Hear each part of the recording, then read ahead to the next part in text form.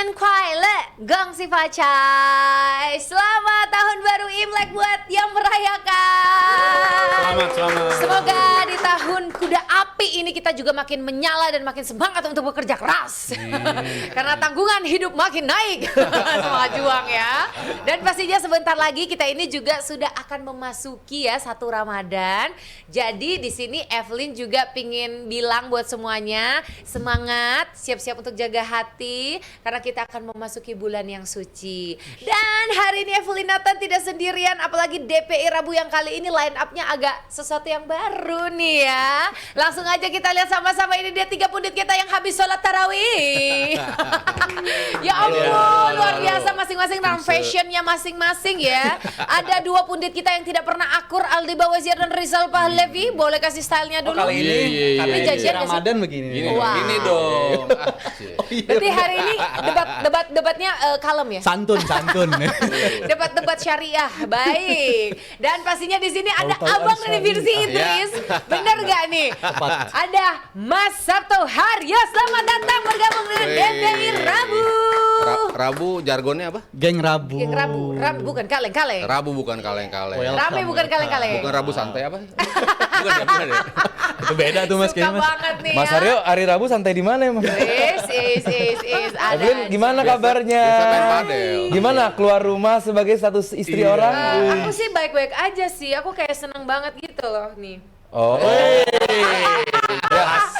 ini gini. Zoom bisa kali. Next time kalau mau gimmick, brief dulu. Oh gitu. Nanti kalau gue begini kamera zoom ya, Oh, gitu. iya bener. Coba, nah, gitu. Banget hari ini gitu loh. Evelyn, Iya kan? jaga perasaannya JM Team. Iya baik. Rabu kemarin tuh hari patah hati. Oh. Para JM Team. Para JM Team. Kalau komentar dibanjiri air mata. Iya. Tapi gimana Evelyn? Coba gue pengen diajarin tadi. Ucapannya gimana? Terus? Tangan kiri yang di atas. Tangan kiri yang di atas. Ucapannya? Gong Si Facai. Depannya tadi sebelumnya. Oh, Sinan Kuai Le. Sini kuai le. Oh boy. Oh, beda. Ini agak beda ya kali ini ya, perayaan Imlek kita agak terarab-arab Ada- begitu ya. Ada unsur Arabnya. Beda. Artinya apa tuh Sinan kuai le? Sinan Kote, selamat tahun baru. Selamat tahun baru. Oke. Udah mau belajar bahasa Mandarin nih kayaknya. nih. Harus. Bukan, nanti Evelyn belajar bahasa Arab. Gua aja nggak bisa. Oke. Dia mau WWE di Beijing nanti. Iya benar. Makanya gue Penyesuaian gitu. permandarinan. Tapi nih ya, ngomong-ngomong di tengah keceriaan kita hari ini dengan suasana yang lebih fresh lagi, yang new lagi, mungkin beberapa JM Team banyak yang terkejut juga dengan hari ini. Nggak apa-apa, kita senang memberikan kejutan. Tapi lihat deh wajah-wajahnya Mas Haryo ini, kalau kita lihat kok ada sedikit ya tersirat kegalauan. Apakah karena memang Juve dibantai dan Barcelona ini kalah beruntun gitu? Boleh konfirmasi sedikit aja, singkat padat, cepat. Kalau Juve agak ngeselin juga ya. Sempet unggul tapi akhirnya mereka harus kalah 5-2. Walaupun ada 1 pemain ya kena kartu merah. Tapi emang dari laga ketika mereka disamain, setelah itu emang kayaknya mereka nggak ada peluang-peluang berarti ya yang lahir dari Juventus. Jadi memang layak sih mereka kalah, tapi memang skor 5-2 membuat peluang mereka agak sedikit berat juga tuh. Harus bisa menang dengan at least 3 gol ya. Iya. Ketika tampil di kandang. Nah kalau Barcelona ini ada apa sih? Apakah memang mendekati Barcelona pemilihan bukannya presiden kalah mulu baru? emang ya? Bukan kalah mulu emang Barcelona. Wainya. Baru juga back to back ya, udah langsung tercoreng begitu ya. Ya karena ekspektasi tinggi. Kalau kata Iya. Kaldi apa?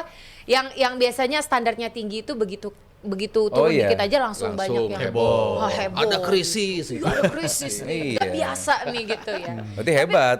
Emang Barca ini kenapa sih sebenarnya? Apakah mendekati dengan pemilihan presiden baru? Makanya ini ada gangguan-gangguan sedikit belakangan ini. Sebetulnya kalau pemilihan presiden kayaknya nggak ada itu berarti ya. Kan kemarin Laporta memang prosesnya untuk menjadi salah satu kandidat emang harus mundur dulu kan. Sebelum pemilihan itu dia harus mundur, maka tanggal 9 kemarin dia resmi mengundurkan diri sebagai presiden Barcelona karena dia ingin dicalonkan kembali.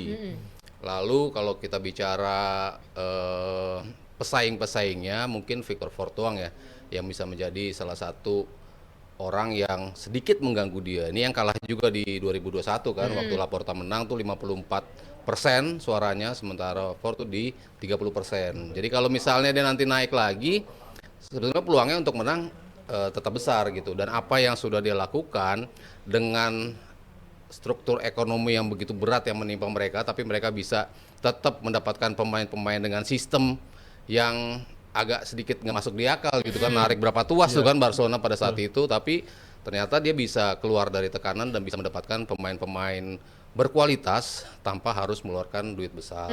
Lalu gelar-gelar pun datang juga ketika penunjukan Flick kemarin, mereka bisa menjadi juara di La Liga, padahal pada musim lalu yang dijagokan setelah Mbappe datang jelas Real Madrid gitu. Tapi Barcelona bisa menjadi juara. Jadi ya faktor pelatih kayaknya enggak, faktor presiden tapi faktor murni pemain sih. Kalau ngelihat dari gaya bermain ya Flick tetap selalu akan gue salahkan ketika dia bermain terlalu naif. Untuk setiap pertandingan kayaknya dia nggak punya skema yang berbeda. Dia selalu terlalu main monoton gitu ya? Terlalu monoton dan udah diketahui kelemahannya oleh lawan. Dulu Pep Guardiola juga skemanya cuma satu gitu kan. Cuman kan 11-11-nya alien tuh pemainnya. Jadi kayaknya yang ngalahin mereka tuh hampir nggak ada gitu kan. Ketika mereka agak sedikit bolong, yang nambel tuh selalu bisa cepat gitu. Ketika mereka mendapatkan transisi, mereka dulu juga ada high defense line banget juga. Tapi kan ada Gerard Pique, ada Carlos Puyol di belakangnya. Mau kipernya siapapun, tapi lini defense mereka dan juga lini tengahnya juga begitu solid gitu kan. Dan ketika mereka memberikan tekanan yang begitu besar, otomatis kan mereka nggak ada kesempatan bagi lawan untuk melakukan sebuah transisi. Nah, bedanya sekarang materinya kan berbeda jauh gitu loh. Banyak pemain mudanya yang walaupun kualitas musim lalu nunjukin mereka bisa, tapi kan kita harus melihat dalam sebuah rentang yang panjang. Apakah mereka sustain untuk bisa memainkan skema yang sama walaupun musim lalu udah banyak yang bisa ngebongkar kelemahan ini, tapi musim ini semakin banyak lagi. Dulu udah banyak peluang-peluang tapi kejebak offside. Ada berapa ratus offside tuh mereka bisa berhasil mendapatkan ketika serangan-serangan lawan gitu ya. Tapi di musim ini lawannya nggak offside dan itu menjadi gol, dan ini yang menurut gua lebih menjadi faktor dari kenapa Barcelona sekarang sedang mengalami penurunan. Jadi monotonnya dari Hansi Flick ini yang perlu dipertanyakan, dan Evelyn mau ke Aldi dulu ya di sini. Apakah ini juga membuat perpecahan di ruang ganti di mana ada yang sudah mulai tidak percaya juga sama Hansi Flick? Enggak. Oh enggak, oke gimana? Media Tahu aja banget. itu sih. Media aja, maksudnya kayak dasarnya apa nggak percaya sama Hansi Flick gitu. This is the guy who brings you the trophy, terus ya gue setuju. That's why gue respect sekali sama Mas Haryo karena emang gak ada yang bisa dibela dengan performa Barcelona menghadapi Girona kemarin gitu. Performa yang sangat buruk. Yang gue menarik justru Rafinha-nya sih. Dia ngepost di IG-nya, dia bilang bahwa ya kita bermain buruk dan kita harus tampil lebih baik. Itu ucapan seorang leader. Tapi di saat bersamaan dia ngomong juga everybody against Barcelona. Wasitnya berpihak kepada lawannya Barcelona gitu. Maksudnya sesimpel lu main jelek, lu terima. Akuin aja lah. Next time lu getting better. Gitu. Sesimpel di situ gitu. Beneran gak ada yang bisa dibela gitu. Either penalti harusnya masuk, either harus ada pelanggaran atau enggak. But throughout the game Barcelona bermain jelek. Benar-benar menunjukkan bahwa Girona lini depannya lebih tajam, lini tengahnya menang Girona, lini belakangnya nggak begitu keserang-serang banget gitu. Artinya bahwa ini performa yang buruk dari Barcelona, cuman nggak perlu, gue sih yakin bahwa tim ini bisa bounce back. Iya. Baik bahwa karena bukan hal baru juga sih Hansi Flick diterima tekanan gitu kan, nggak selalu mulus juga gitu, dan materi pemain dari Barcelona gue rasa punya kapabilitas gitu. Yes bahwa tadi Mas Adi udah bilang bahwa dulu juga Barcelona pakai high defensive line, bener. Tapi kan cuman yang belum disebut nih sama Mas Adi adalah midfieldnya. Yes, Carlos Puyol, Pique itu one of the best player defender ever. Cuman lihat juga siapa midfieldnya. Busquets gitu loh, yang piawai sekali. Katanya De Jong lebih bagus dari dia. Gajinya iya. Saya Gajinya iya. Silakan yang mau berkomentar ya, tim. silakan. Cuman saya sih enggak ya. Busquets tukang diving, yes. Pura-pura sekali doang Yang diving begini, lawan Chelsea. Iya, yang ketahuan sekali. Cuman di luar itu Yang ketahuan. dia midfield atau defending midfielder yang sangat luar biasa. Jadi kalau lu mau main, selalu yang gue salahkan adalah kalau lu mau main high defensive line, pastiin midfield lu bagus. Itu dulu, bukan soal back lu bagus. Pastiin bola lo nggak bisa kerebut. Pastiin bola lu nggak bisa Itu kan kerebut. Barcelona Pep bolanya nggak bisa kerebut ya. Good luck sih mau ngerebut bolanya Pep, good luck Iya, gitu ibaratnya. Jadi buat gue Main rondo terus kan. shit performance dari Barcelona, tapi gue harap dan gue yakin bisa bounce back di game selanjutnya. Tapi kalau menurut gue segala sesuatu yang terjadi ke lini belakang Barcelona sesuai dengan ekspektasi gue ketika Inigo Martinez cabut. Karena dari musim lalu mereka udah ke-expose sebenarnya kayak begini. Tapi angka bikin jebakan offside itu jauh lebih bagus musim lalu. Mereka berhasil ngelakuin itu, angka kebobolan banyak, tapi secara permainan juga jauh lebih stabil ketika ada Inigo Martinez. Sekarang partner bisa ganti-ganti. Kita mungkin rentetan sebulan-sebulan partnernya bisa beda-beda tuh. Kadang si Araujo sama Kubarsi, abis itu ganti lagi ke Eric Garcia, abis itu sama Kubarsi. Otak-atik terus-menerus. Itu mengindikasikan emang nggak ada yang firm di area belakang mereka. Dan untuk gelandang gue kali ini sepakat karena kalau di era Pep selain mereka nggak bisa kerebut, mereka juga pemain yang isinya nakal semua. Momen ada transisi itu secepat mungkin dibikin fall. Itu juga Reaktif terjadi. gitu ya. Reaktif. Di era City pun juga Fernandinho ngelakuin itu, Bernardo ngelakuin itu. Secepat mungkin lu bikin fall aja. Lu berkorban untuk tim, dapat kartu kuning nggak masalah. Tapi yang penting gawang lu aman nggak kebobolan. Tapi di musim ini hal itu nggak terjadi di Barcelona dan si tipe gelandang bertahan yang murni untuk sebagai breaker kan Barcelona juga nggak memiliki itu menurut gue. Jadi akumulatif dari faktor lini belakang yang silih berganti dan juga faktor gelandang itu yang nggak bisa nawarin filter untuk pertahanan mereka. Jadi menurut gue faktor pemain ada, tapi flicknya juga ada karena dilansir dari New York Times itu katanya setelah game lawan Atletico itu ada indikasi para pemain tuh menyatakan ketidaksukaannya dengan taktik flick di game tersebut. Bukan cuma di game tersebut, tapi sepanjang Hansi Flick kepemimpinannya. Jadi gue khawatirnya ini masuk Perpecahan musim nih. kedua terjadi pemain player power tuh ngerasa ini kita cara begini nggak sustain untuk terus menerus gitu. Gue stop dulu di situ. Gue nanya jurnalis senior. Mas Aryo, sebagai jurnalis, bagaimana lu ngambil kesimpulan adanya indikasi? Berarti kan indikasi kan dugaan dong. Iya. Lu nggak interview dong. Lu cuma lihat Iya. kayaknya dia nggak suka sama Hansi Flick deh. Enggak, tapi kalau Suuzon jurnalis ini aja. dilansir nih. ini sempat gue bahas juga di DPI terakhir. Gue bilang si Yamal terlihat ketika kalah lawan Atletico, dia itu yang bisa baca bahasa bibir itu melihat bahwa lu sih ngomongin Madrid mulu dalam pertandingan menuju semifinal Copa del Rey itu lawan Atletico Madrid. Dia mengatakan dia nyentil Madrid, kok ada ya tim bisa kalah sama tim divisi di bawahnya Albacete dalam hal itu yang di mana Barcelona menang. Lu kenapa memikirkan Madrid tapi tidak memikirkan gimana nanti kita akan lawan Atletico Madrid? Itu muncul dari gestur yang dibaca. Lamine Yamal ngomong seperti itu. Sempat gue bahas dan gue bilang lah, ini kok udah mulai berani nih Lamine Yamal mengungkapkan something yang keresahan ya terhadap sistem, terhadap pergantian pemain yang menurut Yamal ketika kemarin mereka kalah 0-4 itu sama sekali nggak membuat Barcelona tuh bisa bounce back di pertandingan itu gitu. Itu yang memang sudah terlihat. Jadi kalau akhirnya dilansir sama New York Times ya mungkin mereka lanjut based on apa yang dibaca oleh apa sih ahli baca lip reader gitu. Tapi gue sih nggak bisa mengambil kesimpulan sebesar itu bahwa adanya ketidakpercayaan pemain ruang ganti kepada Hansi Flick based on 2 game yang emang gua akuin lawan Atletico 4-0. Kalau lawan Atletico iya, gue bilang itu the worst performance Barcelona. Emang buruk banget lawan Atletico. Tapi kemarin sebenarnya buruk juga nggak buruk banget sih karena gimana jadi buruk apa enggak nih? Jadi buruk nggak nih? Kalau lawan Girona menurut gua nggak terlalu buruk. Maksudnya mereka create chance, shotsnya lebih banyak, on targetnya memang kalah. Lalu kalau kita bicara apa tuh namanya expected goalsnya 2, jadi memang banyak juga expected goalsnya Barcelona, tapi memang eksekusinya nggak klinikal. Rafinha dapat berapa peluang, Dani Olmo dapat banyak peluang. Banyak banget pemain-pemain mereka yang mendapatkan peluang termasuk penalti yang dilakukan oleh Lamine Yamal. Iya. Kalau kita lihat tuh Barcelona statistiknya nggak seburuk itu juga, tapi memang eksekusinya yang betul-betul buruk. Yang biasanya itu menjadi gol, bola-bola pinggir yang ditembak sama Rafinha melenceng, bola-bola Dani Olmo yang sempat kebuka banget peluangnya tapi nggak menjadi gol.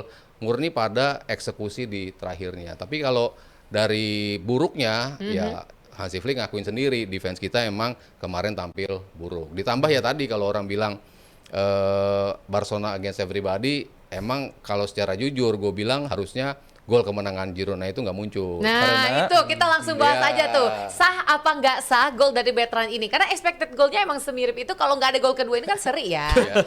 Coba. Waktu itu gue ingat banget Rizal pernah bahas golnya Liverpool diawali oleh dorongan dari McAllister Oh ya. di garis tengah. Momen itu. Ya. Momen di mana offensive player melakukan sebuah pelanggaran, ujungnya berujung gol, lo harus mundur. Handball. Iya, McAllister. McAllister. Dan pada saat itu iya dia nulir gitu. Padahal kan prosesnya udah cukup lama gitu. Tapi kan mengawali sequence gol itu dari mana? Dari sebuah pelanggaran.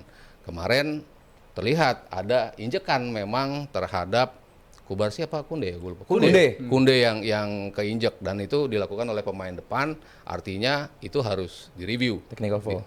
Ada technical Dihentikan foul, gitu ya, dihentikan dan gol itu harusnya tidak disahkan. Kalau gue pribadi lihatnya seperti itu. Iya, tadinya gue berpikir yang kayak gitu mas, Oke. berpikir soal mungkin beda sequence karena nggak langsung menjurus ke golnya, masih ada bola mantul lagi, bola ada kesempatan buat dikirim sama si wingernya, buat diselesaikan sama si pemain dari Girona, Bertrand. Bertrand. Itu Bertrand. menurut gue seharusnya sih di review ya, walaupun nggak sama di sequence yang secepat itu, tapi tetap harus di review dan memang itu duel 50-50, tapi kan yang jadi pertimbangan sekarang juga follow through tuh dalam bahasa wasit itu jadi pertimbangan. Ada lanjutan dari follow through itu dan itu nginjek kakinya Kunde. Jadi menurut gue perkara Kundenya cedera atau nggak cedera harusnya VAR juga mengintervensi. Dan gue juga nemu fakta ternyata di musim sebelumnya ada kasus serupa yang dipimpin sama wasit yang sama. Wow.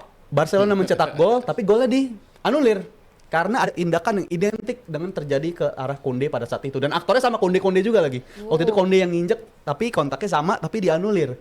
Tapi Wah. giliran Barcelona yang kena dia nggak dianulir golnya. Jadi menurut gue Fun fact nih. situasi yang agak janggal ini masih terjadi di level tertinggi. Mungkin wasit kalau secara pemandangan mata bisa aja itu luput dari pandangan mereka. Tapi udah ada VAR. Jadi menurut gue ini nggak jauh beda dari apa yang terjadi di Liga Inggris. Bukan salah wasitnya, tapi salah aparatur dari VAR-nya nggak mengambil tindakan buat nge-review gol tersebut. Dan Barcelona harus dibilang dirampok 1 poin di pertandingan kemarin. Karena mereka menurut gue draw itu layak bagi mereka, tapi ya itu yang terjadi di sepak bola. Lu bisa diuntungkan, bisa dirugikan, dan Barcelona lagi kena getahnya kemarin. Oke, tidak sah. Kalau Aldi? Sah. Oh wow, kenapa nih? Coba. Pemain selalu play to the whistle. Artinya? Selama belum peluit dihentikan dia tidak akan berhenti. Itu dulu aja. Jadi jangan harap dalam kondisi tim lagi nyari kemenangan, apalagi di final third di kotak penalti, lu berharap pemain akan berhenti selama belum ada peluit ya. Fair play di tengah, oke. Fair play dalam situasi atau sequence yang tidak begitu mengancam, oke. Tapi kondisi seperti itu, lu menghadapi tim sebesar Barcelona, ada peluang menang bagi Gironanya ya. Gas keras. Ini bukan dari kacamata netralnya, dari kacamata Gironanya dulu. Lu ada peluang menang menghadapi tim puncak klasmen yang sempat disalip juga, akhirnya sekarang kesalip beneran. Lu berharap apa dari Gironanya untuk menghentikan permainan? Kan nggak mungkin. Nggak nyalain Gironanya sih. Iya makanya jadi Lebih wasitnya ya? Ada kesempatan buat ada yang ke fair play soalnya. Ada yang ke arah fair play, harusnya berhenti dong, ini kan pemain cedera bla bla bla. Satu itu. Kedua, kalau kita pakai bahasa satu tim against everybody, nggak cuma Barcelona. Madrid pernah ngomong begitu, even pemain Marseille pernah ngomong begitu. Arsenal ya nggak pernah ya. Kalau soal Arsenal, Nyalain PJ Moel mulu dulu tuh. kalau soal Kebalikannya. Arsenal, kalau soal Arsenal silakan buka. Kalau VAR selama ini benar, siapa tim yang paling atas di peringkat gitu aja. Jangan gue ngomong, jangan gue ngomong. Datanya yang ngomong Takutnya ya. kalau gue ngomong baik. dia silakan aja. Cuman buat gue, kalaupun kesalahan wasit, Iya, kalau wasit gimana? news flash, breaking news, bukan hal baru. Jadi Setiap tetap pekan, sah walaupun kalau wasit. gue setiap pekan pasti ada kesalahan wasit gitu. Oh. Dan yang bikin ironis, Multitafsir aja. kejadian stepping Di foot kaki. itu kan lagi sering banget terjadi nih ya. Romero contohnya kemarin Casemiro. Iya, soal Casemiro. Golovin tuh pas Iya, PSG Golovin. itu kan juga Golovin kena kartu merah. Dia rata-rata miss ball memang. Maksudnya 50-50 Clearance, iya. ketika bolanya lo geser ya otomatis kakinya kan jadi kena nggak sengaja. Maksudnya ada intensi di mana lo ingin mengasari apa enggak, itu kan yang harus dilihat. Kemarin tuh ada tindakan yang mengasari atau tidak gitu. Tapi kalau secara loss of the game ketika kaki open stance nginjek pemain dan berada di atas rumput, itu biasanya sebuah pelanggaran. Cuman intensinya apakah itu merah atau enggak, tapi kalau pelanggaran ya tetap Stop. pelanggaran itu, Iya. tapi Iya. enggak merah gitu. Mungkin bedanya di situ, tapi pelanggaran ya tetap pelanggaran Iya. harusnya sih. Karena gue ngeliat ulang-ulang dari slow motion, dari yang kecepatan cepatnya, itu bola dimenangin sama Kunde duluan gitu. Dia dapat bola duluan dan Didorong ya, memang Kunde. ada bola lagi duel antara dia dengan Echeverry. Menurut gue sulit untuk ngeliat pembelaan untuk gol tersebut bisa disahkan karena itu ada pelanggaran di sana. Iya. Dan menurut gue wasit ini layak buat dihukum lah. Karena kan Oke. biasanya standar prosedurnya gitu. Kalau wasit salah ngambil keputusan layak buat dihukum. Itu Dan banyak yang Yes. bakal dihukum nih wasit nih. udah terjadi dari musim lalu. Benar. Diparkir dulu. Ya jadi overall sebenarnya kalau kita lihat ya kalau pelanggaran mau itu dari wasit mau itu dari situasi apapun seenggaknya tuh harus diberhentikan dulu. Review. Sehingga kalau dari Bung Haryo, Mas Haryo sama Rizal sih memang melihatnya adalah itu tidak sah. Tapi Biasa di kalau TV ya pakai Bung ya. Iya, udah kebiasaan. Udah seringnya di sini soalnya. soalnya nih, mohon maaf nih. Hormat ya, Papito ya panggilannya di sini. Papito, Oh, oke baik. boleh. Tapi kalau dari Aldi justru tadi bilang enggak sah-sah aja, apalagi dari POV Girona itu ya mereka butuh gitu loh untuk cetak gol dan kemenangan itu, apalagi ngelawan Barcelona. Menurut JM Team seperti apa? Coba dong komentar-komentar gol dari Bertrand ini seperti apa? Apakah sah atau tidak sah? Oke. Antolin deh, veterannya Antolin. Ya. Nyanyi kita Bertrand Peto ya. Oke, Evelyn juga pingin kasih tahu informasi nih buat kalian semua JM Team, dengerin baik-baik ya. Pernah nggak sih kalian tuh pagi-pagi nih ya mau berangkat kerja, terus kalian starter mobil, malah mobilnya tuh ngadat. Nah itu tandanya aki kamu udah mulai lemah. Jadi sekarang udah ada solusinya nih, Evelyn kasih tahu ya. Ada Aki GeForce. Ini produk asli Indonesia tapi kualitasnya kelas dunia. Bayangkan itu ya, produknya sih Indonesia tapi kelasnya dunia banget ya. GeForce ini dirancang khusus untuk kalian semua, apalagi yang di Indonesia, khusus banget buat iklim tropis di Indonesia karena udah tahan panas, tahan macet dan kuat di kondisi jalanan kita saat ini. Sekali starter langsung nyala pokoknya. Dan ada pula nih pilihan maintenance free-nya, jadi kamu nggak perlu isi air aki lagi, tinggal pakai aja pokoknya ya. Dan variannya juga lengkap, mulai dari motor harian sampai mobil SUV juga ada, semuanya ada. Pokoknya cek langsung aja yuk di geforcesantini.com atau di Instagram @geforce_id. Jadi kalau kamu pengen aki yang kuat, yang awet dan siap nyala kapanpun, pilihlah GeForce, aki jagoan dari Indonesia. Alright, tepuk tangan dulu. Wah, Evelyn pasti pakai GeForce ya. Karena pas kawinnya nggak telat. Iya. Nggak ada masalah dalam starter mobil. Kemarin parkiran aman ya? Aman. Siap, oke.